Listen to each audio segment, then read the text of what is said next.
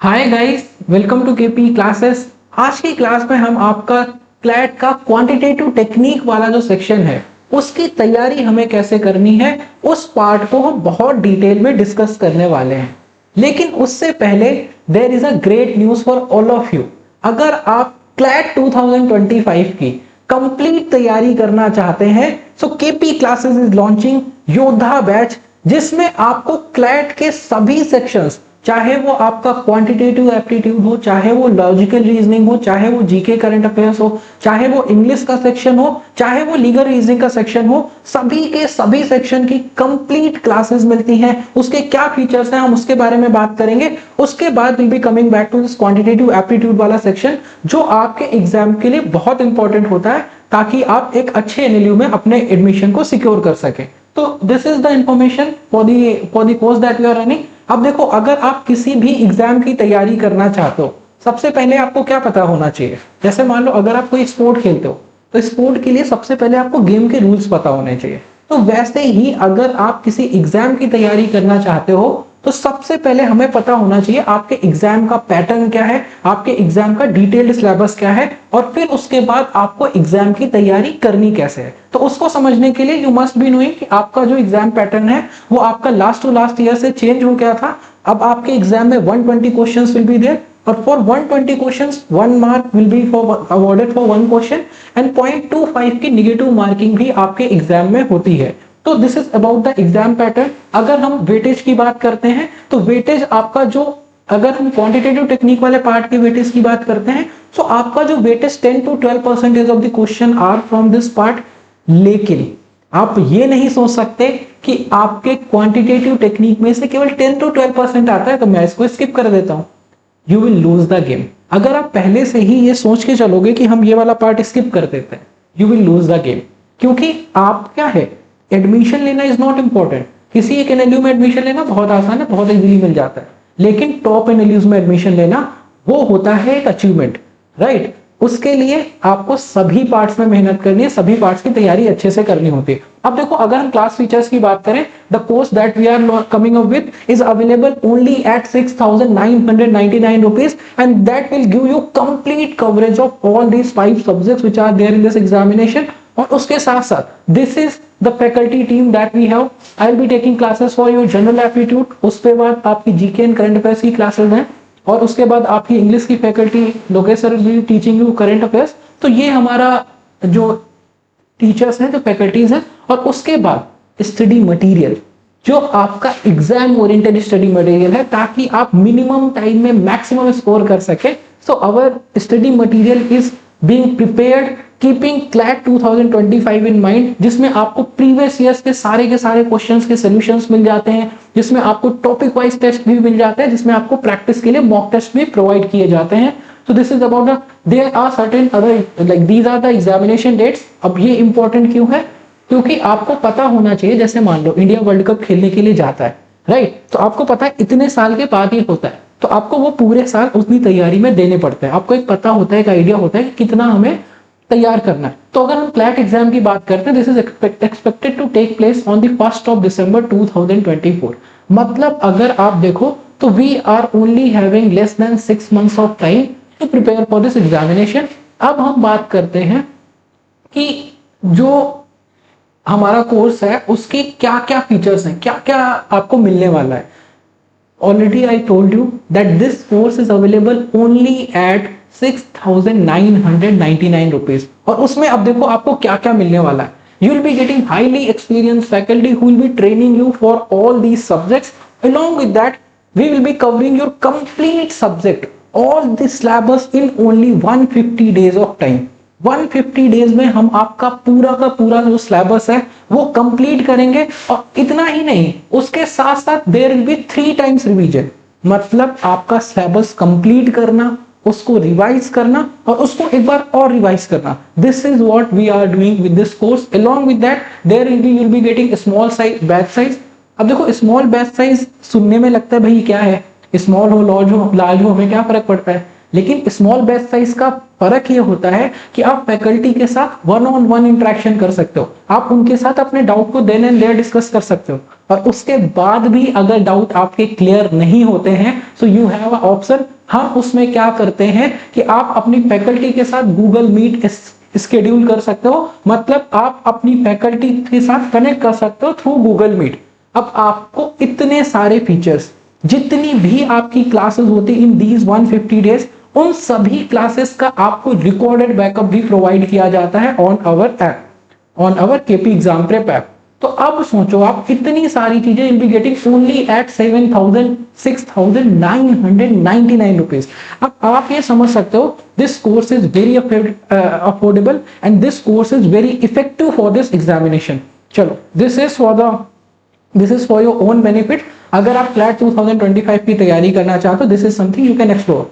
चलो अब उसके बाद हम आ जाते हैं कि अगर आप क्लैट 2025 के क्वांटिटेटिव एप्टीट्यूड वाले पार्ट की तैयारी करना चाहते हो तो उसके लिए आपकी प्रॉपर प्लानिंग क्या होनी चाहिए और आपका प्रॉपर स्टडी प्लान क्या होना चाहिए। अब देखो कभी भी किसी एग्जाम को अगर आप तैयार करते हो तो सबसे पहले तो आपको यह पता होना चाहिए ना एग्जाम में आता क्या है।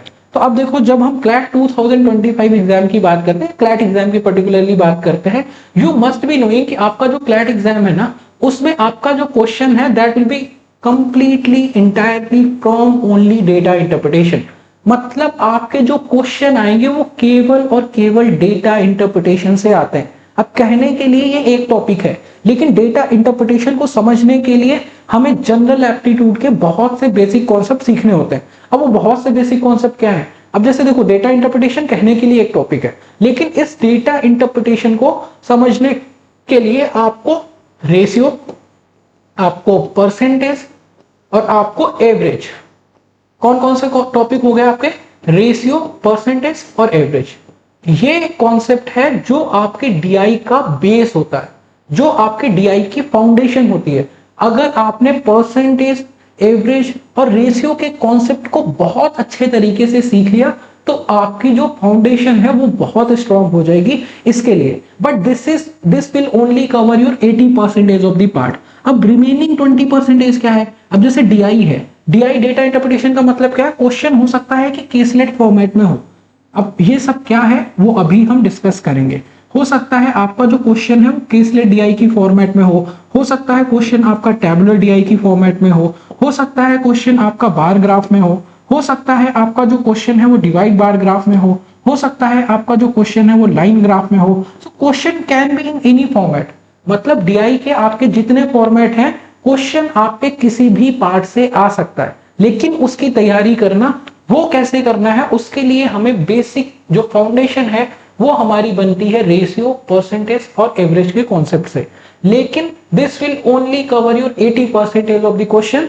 उसके साथ साथ हमें नॉलेज होनी चाहिए आपके मेंसुरेशन के कॉन्सेप्ट की, क्योंकि अगर आपका डीआई मेंसुरेशन पे बेस्ड आता है, अगर आपका डीआई क्या है, अगर आपका डीआई टाइम एंड वर्क पे आता है, अगर आपका जो डीआई है स्पीड, डिस्टेंस एंड टाइम पे आता है, तो आपको जो क्वांटिटेटिव एप्टीट्यूड है उसके कोर टॉपिक्स की भी नॉलेज होनी चाहिए डीआई वाले पार्ट में एफिशिएंट बनने के लिए।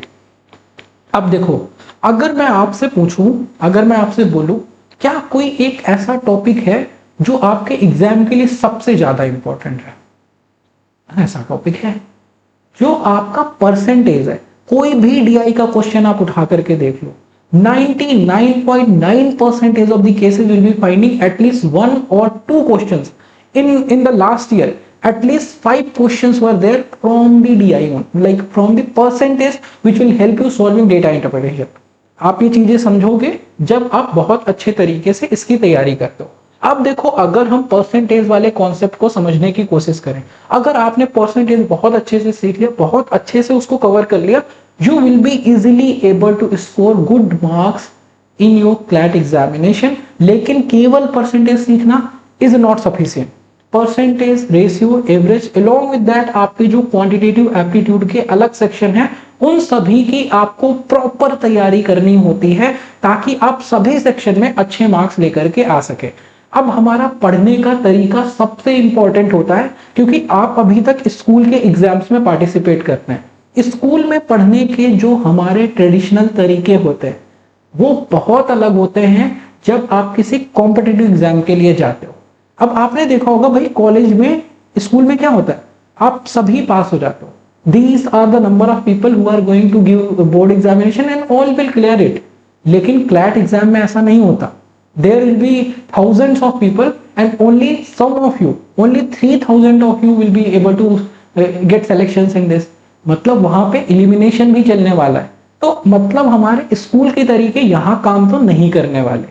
तो स्कूल के तरीके हमें पढ़ने में भी यूज नहीं करना है। अब देखो हमें पढ़ना कैसे है, हमारा पढ़ने का तरीका ऐसा होना चाहिए कि आप मिनिमम टाइम में क्वेश्चन से आंसर निकाल पाए। हमें फॉर्मूला याद नहीं करना, हमें तरीके याद नहीं करने, हमें मेथड याद नहीं करना। हमें बस क्या करना है कि कैसे हम अपने टाइम को सेव कर सकते हैं, कैसे हम कैलकुलेशन को आसान बना सकते हैं, कैसे हम इजीली कैलकुलेशन को कर सकते हैं, कैसे हम अपना टाइम सेव कर सकते हैं। This CLAT examination is not about knowing each and everything, it is also about your efficiency, this is also about your accuracy. कि आप आंसर तो हो सकता है, आप पेपर लेके बैठ जाओ, पूरा दिन बैठोगे, आप सारे क्वेश्चन कर लोगे, लेकिन आपको पूरा का पूरा पेपर सॉल्व करना होता है 2 आवर्स के टाइम में। मतलब 2 घंटे में आपको मैक्सिमम मार्क्स लेकर के आने हैं, पूरा मैक्सिमम पेपर सॉल्व करना है। So this is not only about knowing the information, आपको क्या है, एक्यूरेसी मेंटेन करनी पड़ेगी, स्पीड मेंटेन करनी पड़ेगी। That is something you all need to learn to appear in the competitive examination and most of you will be going to appear for the first time. That is my suggestion कि आपको अपनी speed और accuracy पे काम करना पड़ेगा। चलो वापस आते हैं। अब जब हम इस वाले पार्ट की बात करते हैं, will be understanding your quantitative aptitude, कि उसको कैसे टैकल करना है। तो उसके लिए हम एक टॉपिक ले लेते हैं आज, जिसका percentage. Percentage is the most important topic for your CLAT 2025 examination. Almost DI के जो आपके 15 क्वेश्चंस आते हैं एग्जाम में, at least 10 questions will be directly और indirectly based on the application of percentage. अब चाहे वो प्रॉफिट परसेंटेज हो, लॉस परसेंटेज हो, रेट परसेंटेज हो, डिस्काउंट परसेंटेज हो, कुछ भी हो, वो है तो परसेंटेज ही ना। तो उसको हमें सीखना हमारे लिए इंपॉर्टेंट हो जाता है। अब देखो परसेंटेज सीखना, केवल 4 कॉन्सेप्ट होते हैं जिनको अगर आपने बहुत अच्छे से सीख लिया, you will be very efficient in the percentage part. इसको सीखने के बाद हम आपके क्लैट का एक प्रीवियस ईयर क्वेश्चन भी करेंगे, ताकि हमें एक आइडिया हो जाए कि हमारा जो एग्जाम है उसका डिफिकल्टी लेवल क्या है, उसका पैटर्न क्या है, उसमें किस टाइप के क्वेश्चंस आते हैं, उस क्वेश्चन को करने के लिए कैसे हम मिनिमम टाइम में आंसर को निकाल सकते हैं, वो सारा हम समझने वाले हैं। अब देखो जब हम इसकी बात करते हैं परसेंटेज की, तो आपके मेजरली जो है 4 कॉन्सेप्ट इसमें यूज होते हैं। अगर आपने ये 4 कॉन्सेप्ट को समझ लिया, फिर आपका परसेंटेज हो या परसेंटेज का एप्लीकेशन हो या percentage based on DI based on percentage हो, सारा का सारा केवल इन 4 कॉन्सेप्ट पे होता है। Try to understand it what I am saying. अब देखो जब हमने इसकी बात करी परसेंटेज की, इसमें आपको जो सबसे पहले वो देखना होता है, that is A percentage of B. अब आई होप कि ये बातें सभी को समझ आती हैं। Second is A is what percentage of B. Third is A is what percent more than B. Fourth is what? A is what? Percent less than B. अब इनको एक साथ भी समझ सकते हैं, लेकिन हमने उसको 4 उसमें रखा हुआ है ताकि आपको अच्छे तरीके से बात समझ आ जाए। अब देखो ए परसेंटेज ऑफ बी निकालने के लिए आपको पता होगा कि जैसे ही हम परसेंटेज का साइन हटाते हैं, we always get 100 in the denominator. ये हम बचपन से करते हुए आए हैं। ये परसेंटेज का साइन हटाए, डिनोमिनेटर में 100 आएगा। और जब भी we are looking for percentage, अगर मैं आपसे पूछूंगा प्रॉफिट परसेंटेज कितना है, multiply by 100 will be getting. Loss percentage कितना है, मल्टीप्लाई बाय 100। रेट परसेंटेज कितना है, मल्टीप्लाई बाय 100। डिस्काउंट परसेंटेज कितना है, मल्टीप्लाई बाय 100। मतलब क्या है, percentage is a calculation when you calculate things out of 100। अगर आप 800 मार्क्स स्कोर करते हो आउट ऑफ 1000, मतलब आपने 80 मार्क्स स्कोर किए 100 में, that means you are scoring 80% of the marks in the examination। ये आपको एक अंडरस्टैंडिंग डेवलप करने के लिए समझना होता है।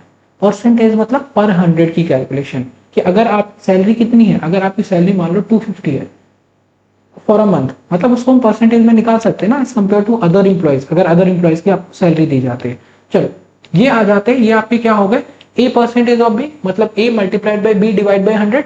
Second is A is what percentage of B. अब इसमें हमें क्या समझना होता है, we are comparing A from B.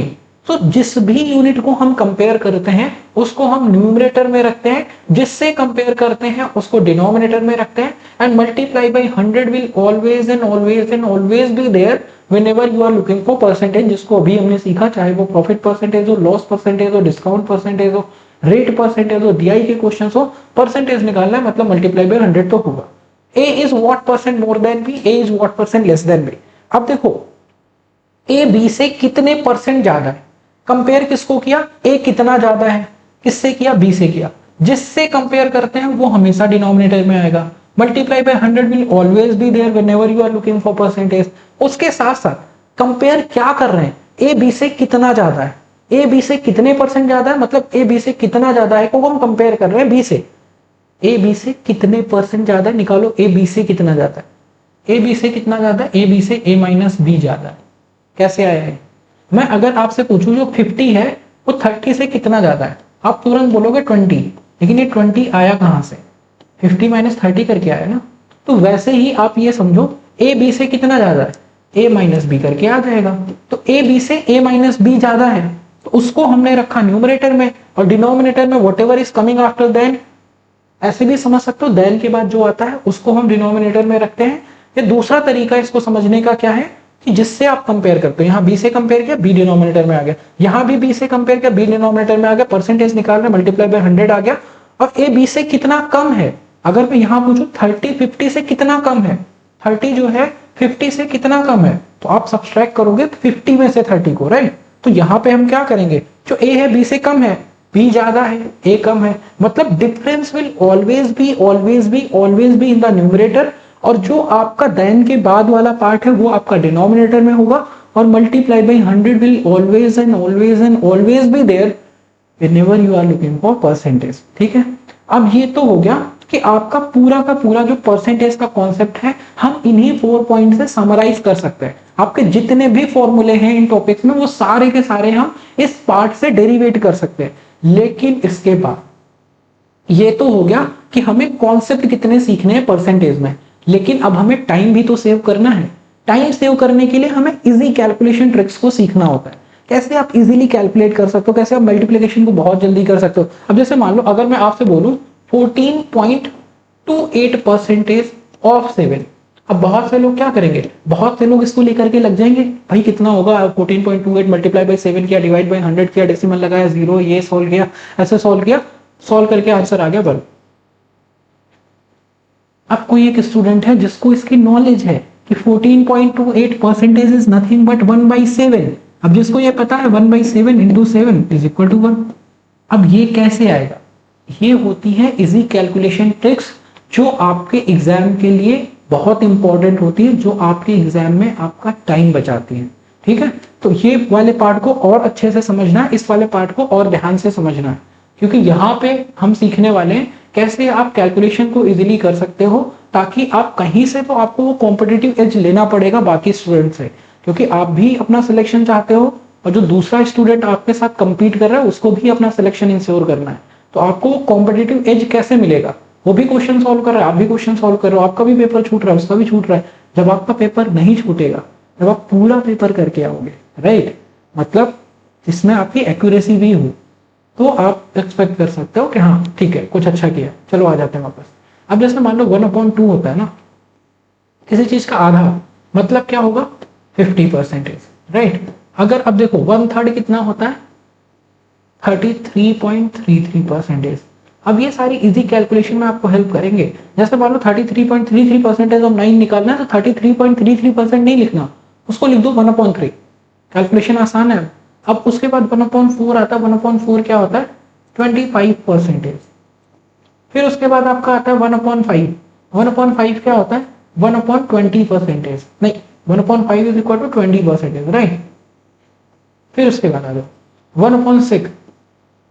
अब देखो 1/6 क्या होगा, अगर आप 1/3 देखोगे 33.33% है, ये आपका कितना हो जाएगा 16.66%, राइट। अब देखो उसके बाद और आते हैं, अब देखो इसमें क्या होगा 1/7 आ जाएगा, 1/7 क्या होगा आपका 14.28%। फिर उसके बाद आपका आता है 1/8। अब देखो 1/4 आपको पता है 25%, 1/8 कितना हो जाएगा 12.5% हो जाएगा। फिर उसके बाद 1/9 की अगर आप बात करोगे 1/9 कितना हो जाएगा, just give me a second. अब देखो इतनी सारी चीजें क्या हमको याद करनी है? The answer is no. Once will practice ना, this will become the reaction, this will become the immediate reaction.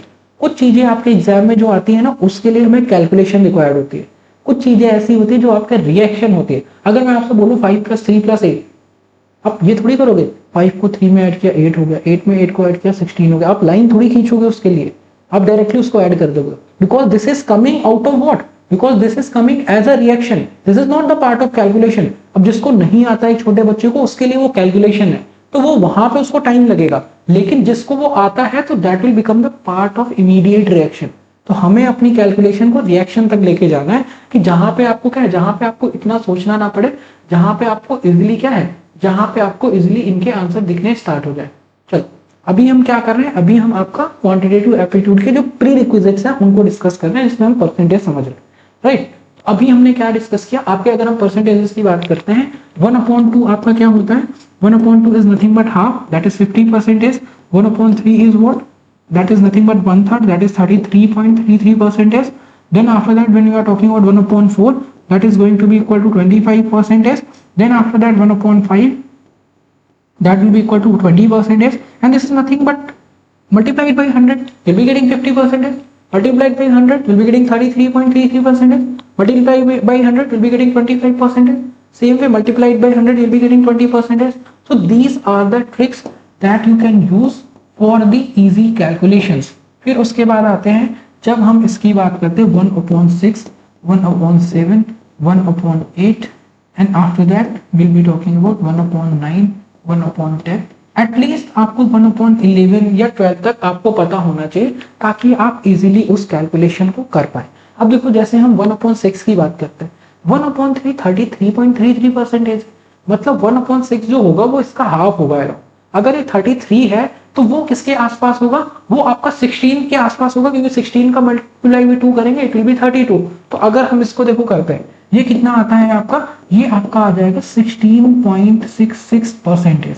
अब उसके बाद जब हम 1/7 की बात करते हैं, that will be equal to 14.28%।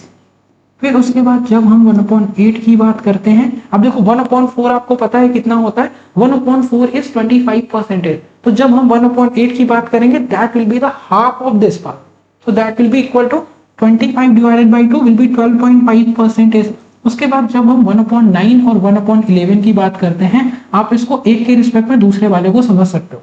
1/9 क्या होता है, 1/9 विल बी इक्वल टू 11.11%, और उसके बाद 1/11 की बात करोगे that will be equal to 9.09%।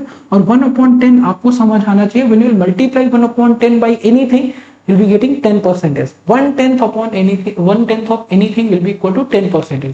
तो अगर आप ये याद कर लेते हो, अगर आप इसको समझ लेते हो, ये समझने की बात है, आपका जो कैलकुलेशन है ना, that will become the part of your reaction. अब जैसे मान लो अगर आपको ये दे रखा है, अगर आपका 2/9 आता है, 2/9 क्या हो जाएगा 22.22%। अगर यहाँ पे आपका 3/11 आता है तो ये 27.27% हो जाएगा। तो ये सारी चीजें कब आएंगी, जब आप ये तरीके से कैलकुलेशन को सीखोगे, कैलकुलेशन को समझोगे। चलो अब हमने क्या डिस्कस कर लिया, दिस इज अबाउट कि क्या कैलकुलेशन ट्रिक्स हैं जो आपको यूज करनी होती है, ताकि आप अपने एग्जाम जो आपका ये वाला पार्ट है उसको आप एफिशिएंटली कर पाओ। अब उसके बाद जो कॉन्सेप्ट हमने सीखे हैं, A percentage of B, A is what percentage of B, उसके बाद A is what percent more than B, उसके बाद A is what percent less than B. इससे बाहर आपका परसेंटेज का क्वेश्चन नहीं जाएगा।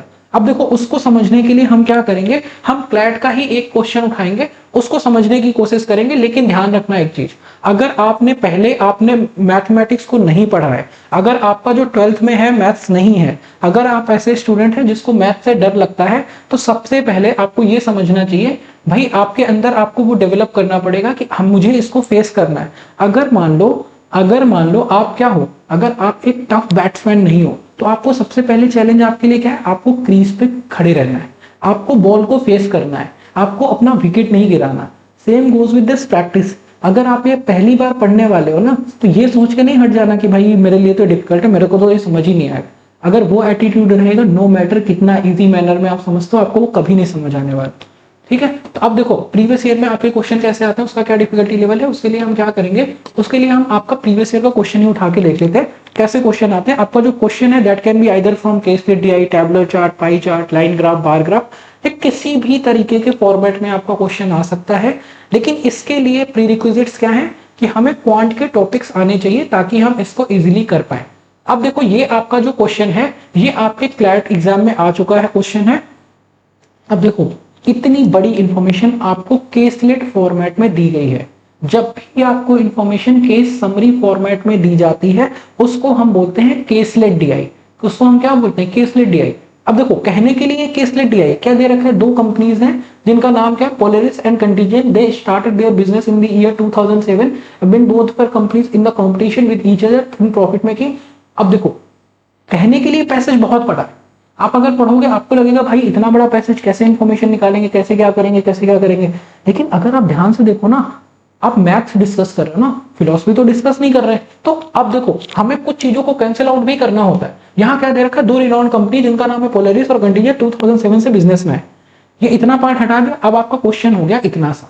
अब इस वाले क्वेश्चन को हमें क्या करना है, यहां से हो सकता है हमें क्वेश्चन देखना समझना डिफिकल्ट हो जाए, तो हम क्या करते हैं, हम इस क्वेश्चन से एक टेबल बना लेंगे, क्योंकि टेबल में आपको डेटा डायरेक्ट दिख जाएगा। तो जब भी आपको केसलेट फॉर्मेट में आपको डेटा दिया जाता है उसको कोशिश करो कि आप उसको टेबुलर फॉर्मेट में कर लो, ताकि अब यहाँ पे आपको ढूंढना पड़ेगा, लेकिन टेबल में आपको वो सामने दिखेगा। आपके जो आंसर है ना वो आपको तुरंत के तुरंत वही दिखने लग जाएंगे। और इसको हमें करना क्यों है, उसको हमें इसलिए करना है, उसको हमें टेबल हमें इसलिए ड्रॉ करनी है, just give me a second. Table हमें इसलिए भी ड्रॉ करनी है ताकि आपकी जितने भी टेबल ड्रॉ करना आपके एग्जाम का 90% पार्ट है, बाकी 5 क्वेश्चंस आपके इजीली हो जाएंगे। ध्यान से सीखना। अब देखो इसमें क्या दे रखा, दो कंपनीज है, एक कंपनी है जिसका नाम है पोलेरिस और जो दूसरी कंपनी है उसका नाम है कंटिजेंट। पोलेरिस को हम लिख लेते हैं P से, कंटिजेंट को हम लिख लेते हैं C से। ठीक है, और ये कंपनीज क्या है, ये ईयर हो गया, ये इतने साल से बिजनेस में है, 2007 में वो बिजनेस में आते हैं, 2007 हो गया। अब देखो ये रेशियो किसका दे रखा है, किसका परसेंटेज दे रखा है। अच्छा स्क्रीन इज नॉट विजिबल ना, just give me a second, आपको उधर का भी ये दिखने लग जाएगा। ठीक है,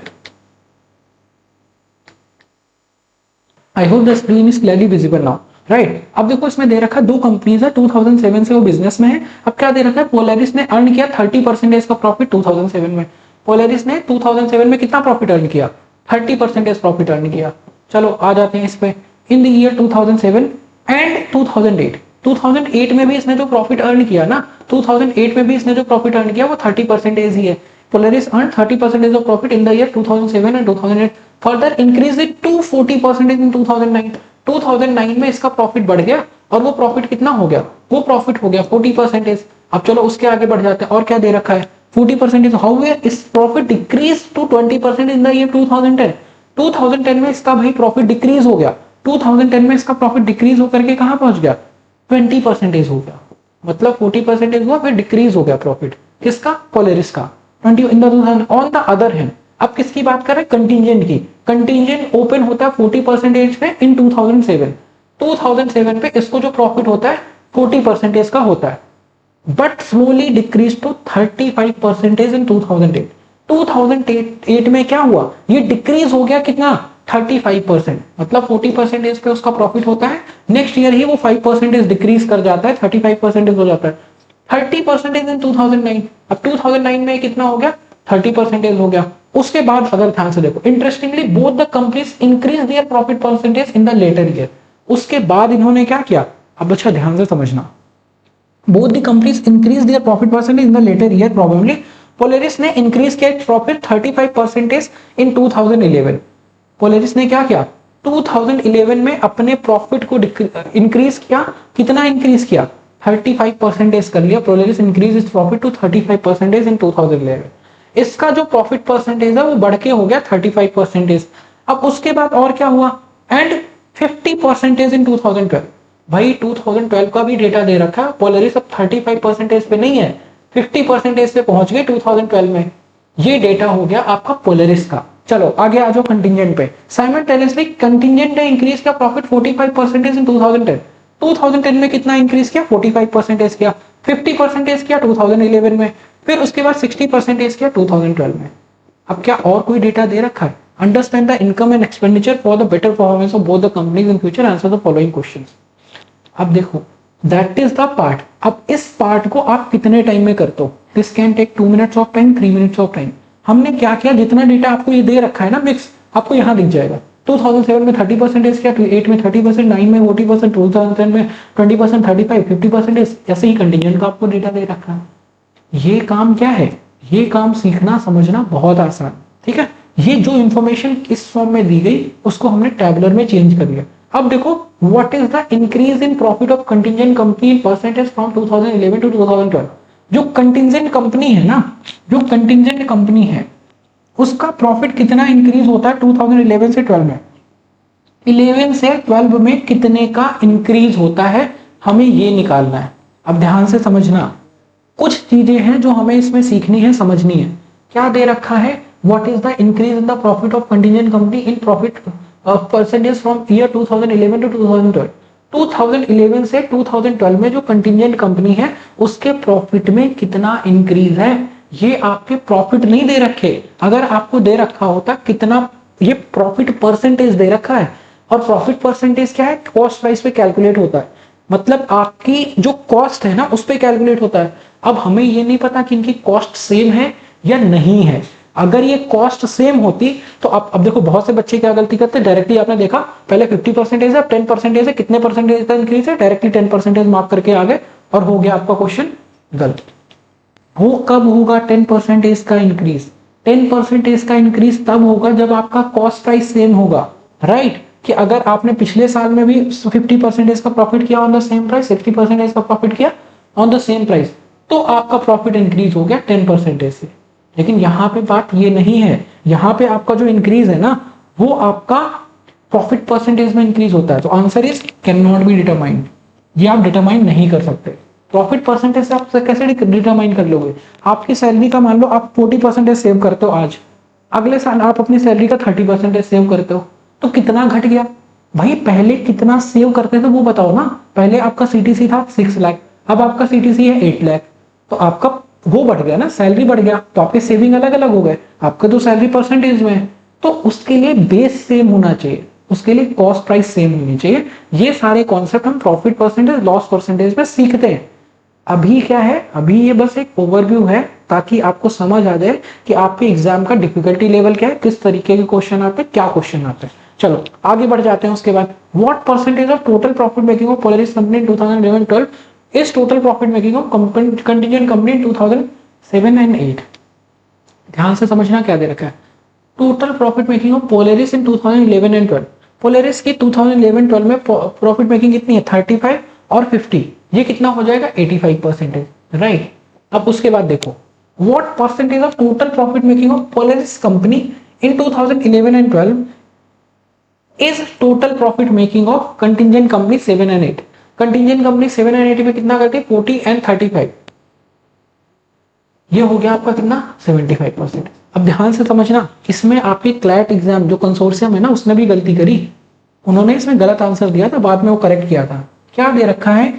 व्हाट परसेंटेज ऑफ 85 इज 75, मतलब 85% जो है वो 75 जो 80, what percentage of 85 is 75। What percentage of total profit making of Polaris company 2011-12 is equal to profit making of contingent company in 2008 and 9, right. यही दे रखा है। मतलब क्या हो गया कि दे आर कंपेयरिंग 75 फ्रॉम 85, तो यहां पे आंसर क्या आएगा? 75 बाई 85 इंटू 100। अब देखो, अगर आप ऐसे इसको सॉल्व करोगे you will be getting your answer what. अब इसको कैलकुलेट करके देख लो। 5 से अगर आप इसको करोगे यू विल बी गेटिंग 17, 5 से अगर आप इसको करोगे 15 आएगा, राइट। 1500 बाई 17, इसको सॉल्व कर लो, आपको पता लग जाएगा कि क्या आंसर होगा, राइट। और उसको ऑप्शन से मैच करो। ध्यान से देखो, पहले इसको सॉल्व करो, उसके बाद हम इसको देखते हैं कि क्या आंसर होगा, कैसे हम निकालते हैं बेस्ड ऑन ऑप्शन। कई बार ऐसा होता है ना कि आपको कैलकुलेशन भी नहीं करनी पड़ती, आप बिना कैलकुलेशन के आंसर निकाल सकते हो, लेकिन उसके लिए try to calculate it on your own कि कैसे आप इसको डिवाइड करोगे, कैसे आप इसको निकालोगे। क्या दे रखा है? 1500 divided by 17 and that will be the answer. फिर उसके बाद हम डिस्कस करेंगे कि इसमें आपका जो कंसोर्शियम है उसने क्या गलती करी थी इस साल में। ऑल्दो बहुत बार आपका जो रिजल्ट है ना, आपके जो मार्क्स आते हैं वो गलत तरीके से दिए जाते हैं। I hope you understand that.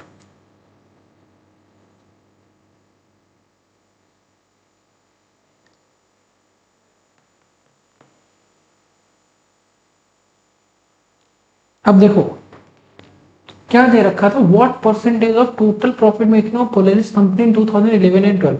जो पोलेरिस कंपनी है उसने 2011 और 12 में कितना प्रॉफिट किया, 85% किया।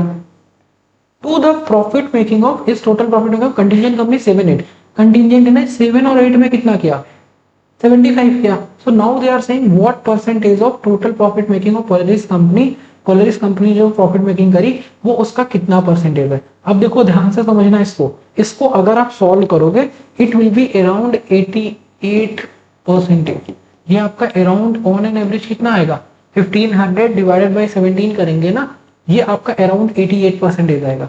क्या कोई ऑप्शन दे रखा है? अब आपको लगेगा भाई हमने तो ये कर दिया गलत आंसर, जबकि आंसर आपका गलत नहीं है। अब उन्होंने क्या गलती करी, उन्होंने जो आंसर दिया, जो आपका आंसर की में दिया गया था वो आपको दे दिया गया इसके बेसिस पे। उन्होंने 85 को कंपेयर कर दिया 75 से, जो आपका ऐसे आ जाएगा। इसको सॉल्व करके उन्होंने आंसर दे दिया और वो आपको ऑप्शन में दिख जाता है 4/3 मल्टीप्लाई बाई, उन्होंने क्या कर दिया 4/3 मल्टीप्लाई बाई 85। और अगर आप ये करते हो तो आपका आंसर क्या है, आपका आंसर आपको दिख जाता है कि आपका 113.3% आता है। अब ऐसे करके जब आपने क्वेश्चन को किया तो आपका आंसर कितना आ गया, 113.3% आ गया, और वो आपको दिख जाता है ऑप्शन ए। जबकि ये करेक्ट नहीं है। क्यों नहीं है? क्योंकि हमें किसको कंपेयर किया, किससे कंपेयर किया, दोनों चीजें देखनी होती है। हमने कंपेयर किसको किया, हमने कंपेयर किया है 75 को 85 के, ना कि उससे। तो यहाँ की जो लैंग्वेज है ना, कंसोर्शियम ने गलत आंसर दिया था, लेकिन ये एप्लीकेशन किसका है, परसेंटेज का। अगर आपने इंफॉर्मेशन को निकाल लिया आप इजीली उसको कर पाओगे। If the income of contingent company in 2008 was 200 crore, what is the profit in 2009। अब देखो इनकम, अगर मैं आपसे बोलूं आपकी इनकम लास्ट ईयर इतनी थी और आपका प्रॉफिट इस साल इतना है, कितना प्रॉफिट है इस साल, कैसे निकालोगे? आपका कितना प्रॉफिट बढ़ा? अगर कॉस्ट प्राइस सेम होता तो हम डिसाइड कर पाते कि भाई पिछले साल इतना प्रॉफिट था इतनी कॉस्ट प्राइस पे, आज इतना है तो प्रॉफिट इतना बढ़ेगा, तो लास्ट ईयर इतना प्रॉफिट था इस साल इतना प्रॉफिट होगा। लेकिन यहाँ पे क्या दिया गया, इनकम आपको लास्ट ईयर की दी गई कि 200 करोड़ है, लेकिन प्रॉफिट क्या पूछा गया 2009 का। तो आंसर इसका क्या हो जाएगा, आंसर इसका हो जाएगा we can not determine it. Can not determine, क्यों नहीं कर सकते भाई? आंसर हम इसलिए नहीं निकाल सकते क्योंकि हमें ये नहीं पता कि आपकी कॉस्ट प्राइस सेम है या नहीं है। अगर आपकी कॉस्ट प्राइस सेम होती तो हो सकता है आंसर अलग होता, लेकिन यहाँ पे कॉस्ट प्राइस सेम नहीं है तो आपका आंसर अलग हो जाएगा। आगे बढ़ जाते हैं। What is the difference between the company with the highest annual average profit percentage and that of company with the lowest annual average profit percentage. अब देखो highest annual average profit percentage और lowest annual profit percentage, annual average profit percentage, ये क्या है, ये profit percentage है, average इनका निकालना है। इन सबको ऐड करके डिवाइड बाई क्या करोगे, 1 2 3 4 5 6, इन सबको ऐड करके डिवाइड बाई 6 करके डिफरेंस निकालना है कि डिफरेंस क्या होगा कंपनी जिसका हाईएस्ट एनुअल एवरेज है और जिसका lowest annual average profit percentage है। अब देखो अगर हम इसको ऐड करें 3 and 3 60 हो गया, 60 and 40 कितना हो गया, 100 हो गया, 120 120 हो गया, 120 and 30 कितना हो जाएगा, 120 and 30 155, 155 and 50 ये कितना आ गया, 205% आया, 205%। चलो अब इसका देखो ये कितना हो गया, ध्यान से समझना। ये अगर हम इसको करें 35 और 40 तो ये कितना हो जाएगा, 80 हो गया, ये 80 हो गया, ये हो गया, इसको मिला के 120, 120 और 30 हो गया 150, 150 एंड 50 कितना हो गया, 150 एंड 50 आपका हो गया 200, 260 कितना हो गया, 260 हो गया। अब हाईएस्ट एनुअल किसका है, इसका कंटीजेंट का, हाईएस्ट लोएस्ट किसका है, इसका। अब इनका डिफरेंस लेना है, लेकिन डिफरेंस इसका नहीं लेना, एवरेज का डिफरेंस लेना है। तो अब देखो इसका डिफरेंस कितना आएगा, 260 माइनस 205 कर दो, 260 में 205 को सब्सट्रैक्ट करो, ये कितना आएगा, यहाँ पे बच गया 5, 55 का डिफरेंस है, डिवाइड बाई 6 कर दो। डिवाइड बाई 6 क्यों किया, क्योंकि हम एवरेज निकाल रहे हैं, मतलब addition of the units divided by number of units. 1 2 3 4 5 6 5 years का डेटा लिया, डिवाइड बाई 6 कर दिया, आपको पता है कितना आ जाएगा?